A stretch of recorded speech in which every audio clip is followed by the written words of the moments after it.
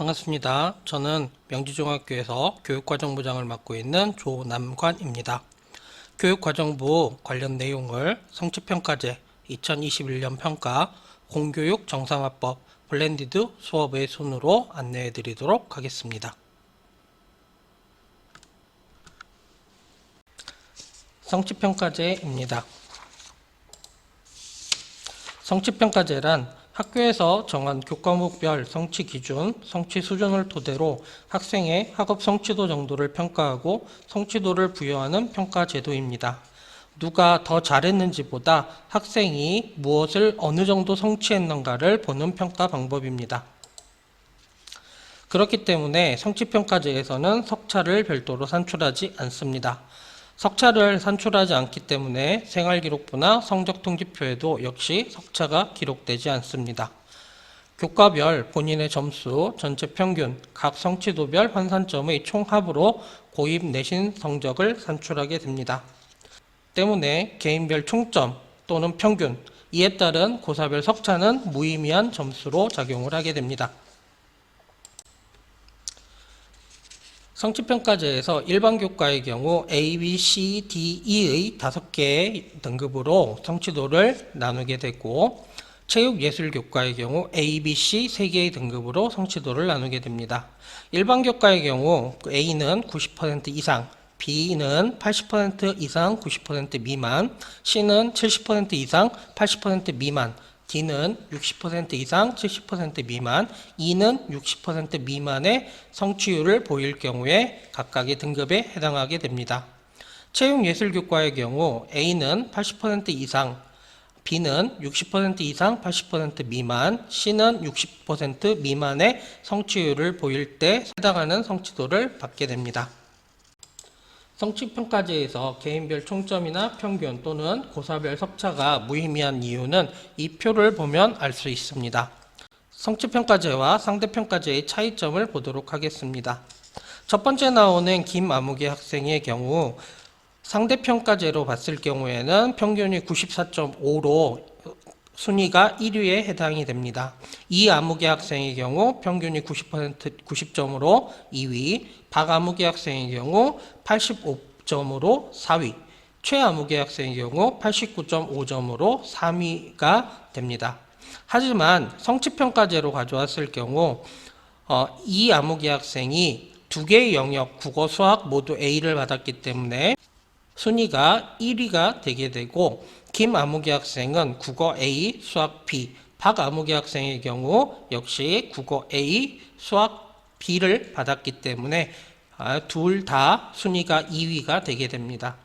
최아무개 학생의 경우 평균으로 보는 순위의 경우 3위였지만 국어는 A, 수학은 C를 받았기 때문에 성취평가제에서는 4위가 되게 됩니다.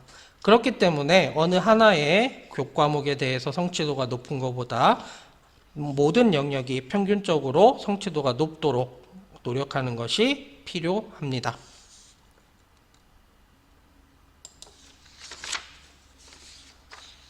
(2021학년도) 평가에 대해서 말씀드리도록 하겠습니다. 코로나19 상황에 따라서 등교하는 일자가 조정될 수 있기 때문에 예년과 다르게 2학년과 3학년의 평가 일자를 달리하였습니다.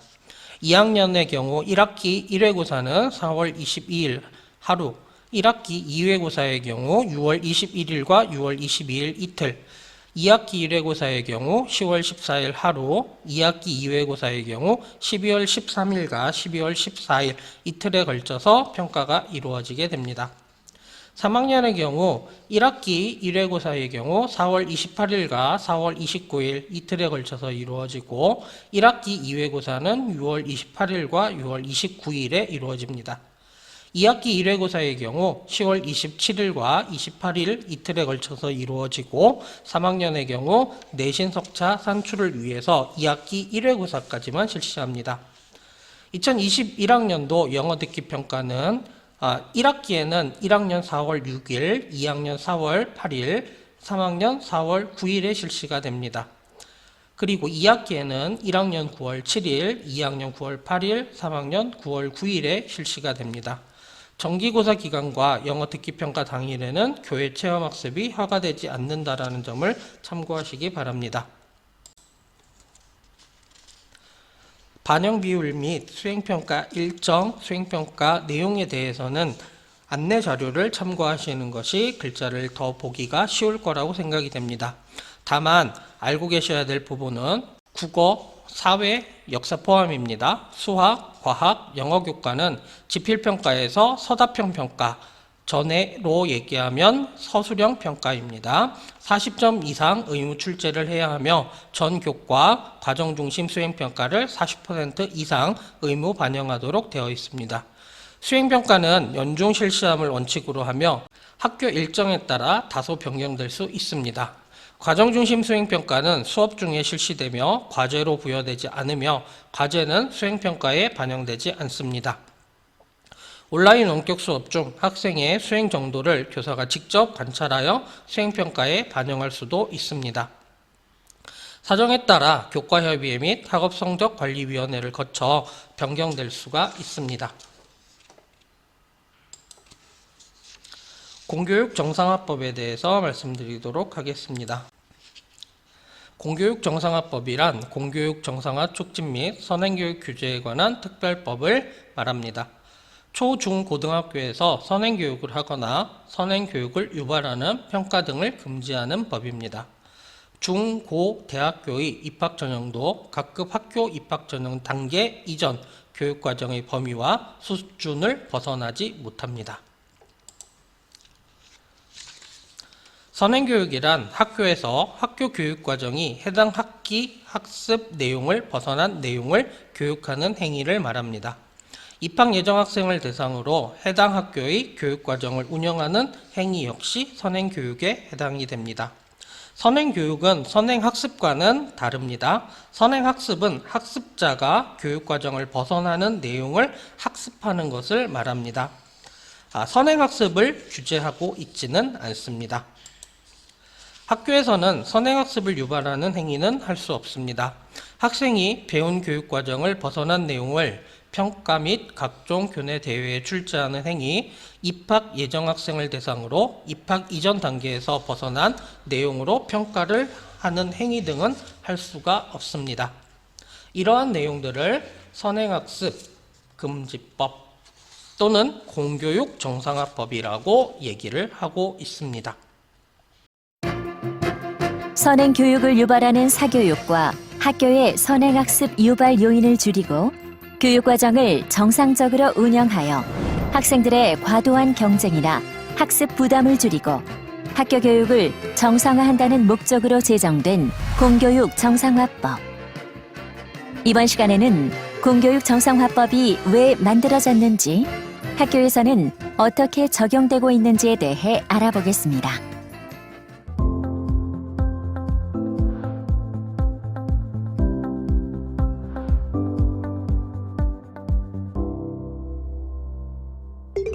안녕하세요. 안녕하세요.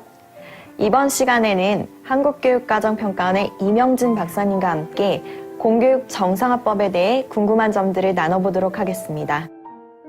박사님, 공교육 정상화법은 무엇인가요?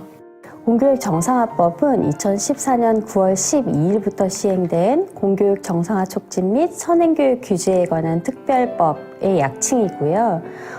그동안의 교육 현장의 요구를 반영해서 2019년 3월에 일부 개정이 되기도 했습니다.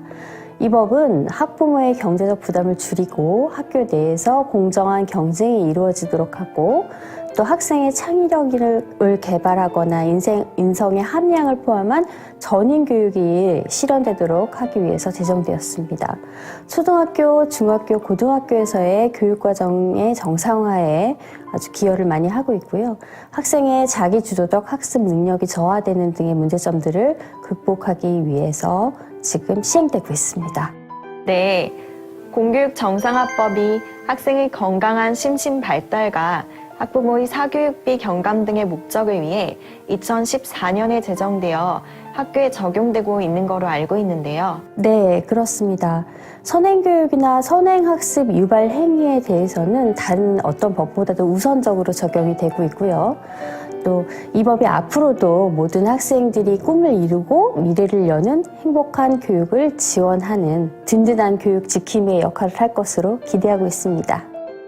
공교육 정상화법을 이야기하면서 가장 많이 등장하는 단어가 선행교육과 선행학습인데요. 비슷한 것 같은데 어떻게 구별할 수 있을까요?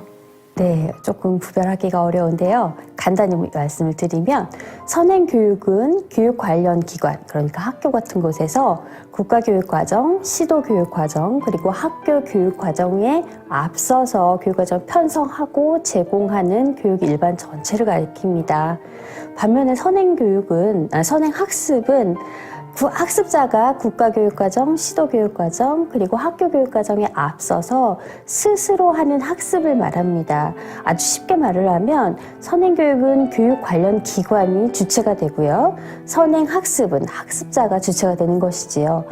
여기서 교육 관련 기관이라는 것은 법률에서 정하고 있는 학교와 같은 그런 기관을 말하고 있지요. 공교육 정상화법에서는 선행교육과 선행학습을 모두 규제하나요? 그렇지 않습니다. 학교와 같은 교육 관련 기관에서의 선행교육은 규제하고 있지만 학습자가 스스로 자발적으로 하는 선행학습은 규제하지 않습니다. 하지만 학생들의 학습권을 침해하는 선행학습 유발 행위는 규제의 대상이 됩니다. 선행교육과 선행학습 유발행위에는 구체적으로 어떤 사항들이 해당될까요?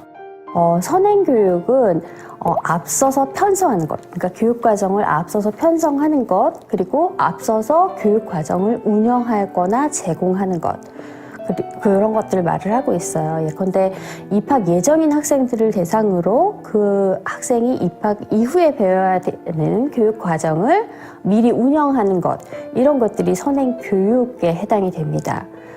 선행학습 유발 행위는 학교 시험이나 교내 대회 그리고 각종 무슨 평가에 있어서 앞서서 평가하는 경우를 말하고 있어요. 예컨대 입학 예정인 학생들을 대상으로 상급 학교에서 배운 학교 교육 과정의 내용을 포함하여 문항을 출제하는 평가를 한다라고 한 경우가 선행학습 유발 행위가 되겠죠. 고등학교의 경우에는 대학별 고사, 그러니까 대학을 진학하기 위해서 실시하는 대학별 고사에서 고등학교 교육 과정을 넘어선 내용을 출제하는 경우가 이런 선행학습 유발 행위에 해당한다고 봅니다. 그럼 공교육 정상화법은 어떻게 운영되는지 알아볼까요? 말 그대로 공교육의 정상화를 위한 공교육 정상화법. 학부모님들이나 학생들은 공교육 정상화법이 학교에서 어떻게 적용되는지에 대해 궁금하실 텐데요. 박사님, 공교육 정상화법은 학교에서 어떻게 적용되고 있나요? 네, 크게 네 가지로 볼 수 있는데요. 우선은 선행학습이 필요 없는 학교 수업이 이루어지도록 하고 있습니다. 두 번째는 학교 시험은 학교에서 배운 내용에서만 출제하는 것으로 하고 있고요. 세 번째는 사교육 없이 준비할 수 있는 상급 학교, 공정한 입학 전형을 마련하고 진행하고 있고요. 마지막으로 선행학습을 유발하지 않도록 하기 위해서 철저한 지도, 관리, 감독이 이루어지고 있습니다. 학교에서 공교육 정상화법이 어떻게 운영되는지 상세히 말씀해 주시겠습니까? 먼저 선행학습이 필요 없는 학교 수업은 어떻게 해야 하나요? 네. 우선적으로 교육과정에 아주 충실한 학교 교육이 되어야 되겠죠. 네. 국가 교육과정에 따라서 학교가 학교 교육과정을 편성하고 그 내용을 공시하게 되어 있습니다. 그런데 공시한 교육과정의 범위와 수준 내에서 학교 수업과 방과 후 수업이 또 운영을 하게 되는데요. 또 학생의 학습권을 보호하기 위해서 선행학습을 전제로 한 수업은 안 되고 학교에서의 수업 활동만으로 학생들이 성취 기준에 도달하도록 노력을 해야 됩니다. 수업 활동을 통해 배운 내용에서만 학교 시험을 출제하니까 학생들 입장에서는 수업 활동에만 열심히 참여하면 시험 부담이 확실히 줄어들겠네요. 네, 물론 그렇습니다. 학교 시험 외에도 각종 교내 대회에서도 학생들이 배운 내용만 출제하게 되어 있습니다. 이러한 내용은 각 시도교육청에서 학업 성적 관리 시행 지침으로 상세히 안내하고 있습니다. 특히 입학 예정 학생들을 대상으로 반편성고사를 실시하는 경우들이 있는데요. 이전 학교급의 교육과정 범위를 넘어가서는 안 되는 것이죠. 상급 학교에 입학할 때에도 사교육 없이 준비할 수 있도록 하고 있다고 하셨는데 이와 관련해서는 어떻게 운영되고 있나요? 네. 입학 전형은 이제 학생을 선발하기 위한 그런 전형으로 활용되는 예컨대 특성화 중학교라든지 특수목적 고등학교라든지 아니면 자율형 사립고등학교라든지 이런 곳에서 이제 실시를 하게 되는데요. 입학 이전 학교급에서 배운 교육과정의 범위와 수준 내에서만 입학 전형 시험의 문항을 출제하도록 되어 있습니다. 예를 들면 중학교 입학 시험은 초등학교 교육과정의 범위를 벗어나서는 안 되고요. 고등학교 입학시험 역시 중학교 교육과정의 범위를 벗어나서는 안 되는 것이죠. 대학별 고사의 경우에 논술, 면접, 구술고사 등도 대학별 선행학습 영향평가를 매년 실시해서 관리, 감독하고 있는 상황입니다. 관리, 감독을 말씀하셨는데요. 공교육 정상화법이 잘 운영되고 있는지에 대해서 어떠한 관리나 감독이 이루어지고 있나요?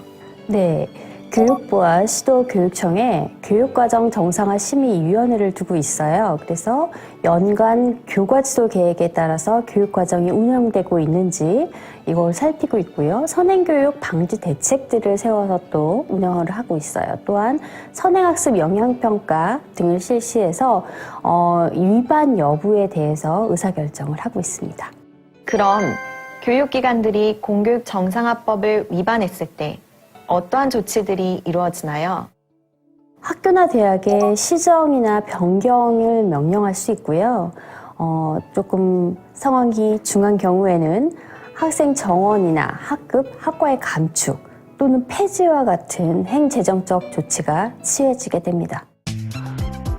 공교육 정상화법에 대해 궁금한 점을 알아볼까요? 학부모님들과 학생들은 공교육 정상화법에 대해 설명해 주신 내용 외에도 여러 가지 궁금증이 많으실 것 같습니다. 앞에서 선행 교육과 선행 학습의 기준을 살펴보기도 했지만 선행의 기준이 많이 궁금하실 것 같습니다. 공교육 정상화법에서 선행이라고 할 때 그 기준은 무엇인가요? 네, 선행의 의미는 학교 교육과정보다 앞서서 가는 것을 의미하지 않습니까? 그래서 통상적으로 교수학습과 평가는 학기 단위로 이루어지기 때문에 이 학기를 기준으로 보고 있습니다. 그렇군요. 그럼 만약에 공교육 정상화법에 근거해서 학생이나 학부모님들께서 민원을 제기한다면 이에 대한 처리는 어떻게 이루어지나요? 민원들은 먼저 학교로 이제 들어오게 되는데요. 학교에서 학업성적관리위원회 등을 개최해서 이 문제를 해결하려고 노력을 하게 되고요. 여기에서 해결되지 않으면 시도교육지원청이나 교육청에 있는 시도교육과정 정상화 심의위원회에서 정해진 절차에 따라 필요한 경우에 장학지도나 조사, 감사 등을 실시할 수 있습니다. 사안이 중대한 경우에는 별도의 행정적, 재정적 조치를 취할 수도 있고요. 그럼 학부모님들은 선행 교육 관련 사항에 대한 정보를 어디에서 어떻게 얻을 수 있을까요? 네, 학교에서는 교원들뿐만 아니라 학생과 학부모를 대상으로 공교육 정상화법에 대한 연수를 1년에 1회 이상 실시하도록 되어 있습니다. 학교 교육과정을 설명회를 열어서 설명하거나 가정통신문을 이용하거나 학교 홈페이지에 공시하는 등의 방법들이 활용되고 있어요. 학부모가 학교의 정상적인 교육 과정을 더욱 신뢰하고 지지하기 위한 목적으로 이런 활동들을 하고 있는데요.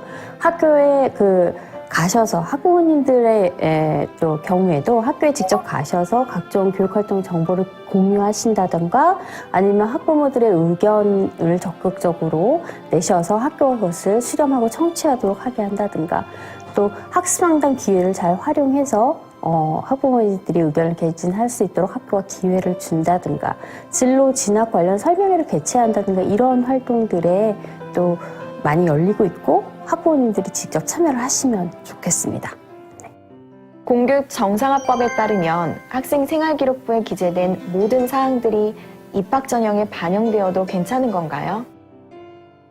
그렇지 않습니다.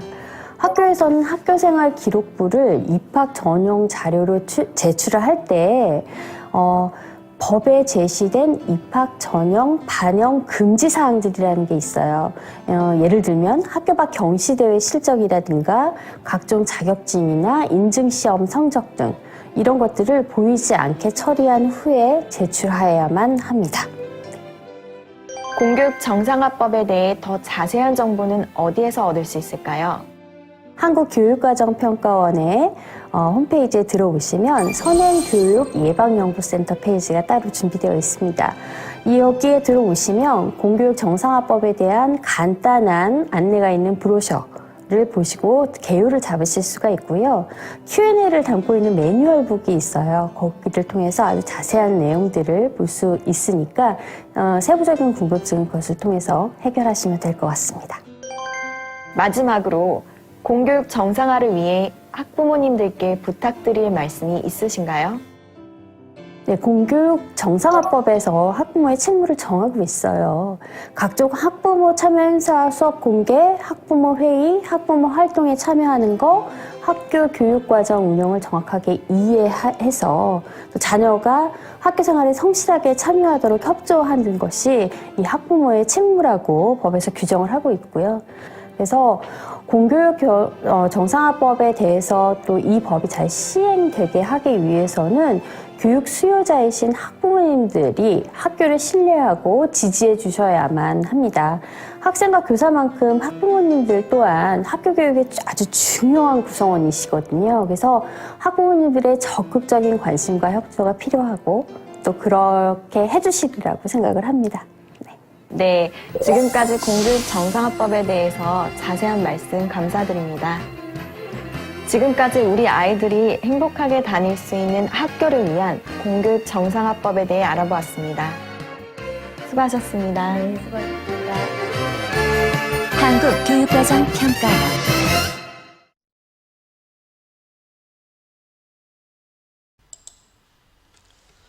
블렌디드 수업에 대해서 말씀드리도록 하겠습니다. 블렌디드 수업이란 등교 수업과 원격 수업을 병행하는 시스템을 이야기합니다. 확장된 의미로 등교 수업 중 온라인 플랫폼을 활용하는 수업 역시 블렌디드 수업이라고 이야기하게 됩니다. 우리 학교에서는 온라인 원격 수업 플랫폼으로 학교의 공지사항 및 자료를 탑재하기 위해서 구글 클래스룸을 사용하고 있으며 쌍방향 실시간 수업을 위한 온라인 대면 프로그램으로 줌을 이용을 하고 있습니다. 블렌디드 수업의 기본 원칙은 밀접 접촉에 최소화입니다. 그리고 코로나19 상황에 따른 등교 수업과 온라인 원격 수업을 병행하고 있습니다. 온라인 원격 수업은 교과 진도 계획에 따라 실시간 쌍방향 수업을 진행하는 것을 원칙으로 하고 있습니다. 코로나19로 인한 자가격리로 인한 결석의 경우 구글 클래스룸에 교과 자료를 탑재하여 학생이 스스로 학습할 수 있는 환경을 제공을 하고 있습니다. 학생들이 온라인 원격 수업을 할 때 출석 체크는 수업 시작과 수업 종료 5분 전 줌을 이용하여 학생의 얼굴을 확인하여 출석 체크를 합니다. 설문 또는 과제 등으로 출결을 체크할 수는 없습니다. 특별한 사유로 인하여 수업에 참여하지 못하는 경우 즉시 담임교사에게 연락하고 3일 이내에 사유서와 증빙자료, 과제를 제출하여 출석으로 인정받을 수 있습니다. 왼쪽에 있는 그림은 명지중학교 학생들에게 배부된 온라인 원격 수업 매뉴얼입니다. 이 매뉴얼에 따라 수업에 참여하면 됩니다. 명지중학교 온라인 원격 수업은 실시간 쌍방향 수업을 원칙으로 하고 있으며 교과 특성에 따라서 수업 녹화 파일, 컨텐츠 파일 등을 이용하여 수업을 실시하기도 합니다. 온라인 원격 수업을 하기 위해서 가정에서 준비해야 할 사항입니다. 온라인 원격 수업을 들을 수 있도록 환경을 조성해 주셔야 합니다. 컴퓨터나 노트북 등 관련 기기 및 웹캠을 준비해 주셔야 합니다. 온라인 원격 수업 시 학교 유니폼을 착용한 후 수업에 참여해야 합니다. 학교 유니폼이란 교복이나 체육복 또는 생활복, 학년티 등을 이야기합니다. 온라인 원격 수업에 참여하는 장소는 가정 또는 학교로 제한하고 있습니다. 수업 시작 5분 전에 줌에 접속을 해야 합니다. 그리고 줌에 접속 시 반드시 상반신이 보이도록 비디오를 켜고 수업에 참여해야 합니다. 수업 시간 중에도 역시 비디오 화면을 켜고 수업에 참여해야 하며 주어진 과제를 성실하게 최선을 다해서 완료하고 제출해야 합니다. 온라인 원격 수업 시 결과 처리되는 사항에 대해서 말씀드리겠습니다. 줌으로 수업에 참여하지 않은 학생은 과제 제출 여부를 떠나서 결과로 처리되게 됩니다. 정상적으로 상반신을 확인할 수 없는 경우나 15분 이상 줌 화면에 보이지 않는 경우 역시 원격 수업에서 결과로 처리되게 됩니다. 단, 수업 시간에 해당 교과 선생님이 학생이 공부하는 모습이나 활동하는 모습을 비추라고 했을 경우에 15분 이상 줌 화면에 보이지 않더라도 결과 처리되지 않는 경우도 있습니다. 수업 방해로 학생들의 학습권을 심각하게 침해한 경우 담당 교사의 경고 이후에 결과 처리됩니다. 일주일간 결과가 6회 이상일 경우 다음 온라인 원격 수업은 일주일간 학교에 등교하여 수업에 참여하도록 하고 있습니다. 온라인 원격 수업에서의 평가는 학생의 학업 성취도를 수행평가 및 지필평가를 통해서 확인을 하고 있습니다. 수행평가는 원격 수업 및 등교 수업에서 학생의 수행 과정 및 결과를 교사가 직접 관찰하여 평가를 하고 있습니다. 학생들에게 과제를 이용해서 수행평가를 하지는 않습니다.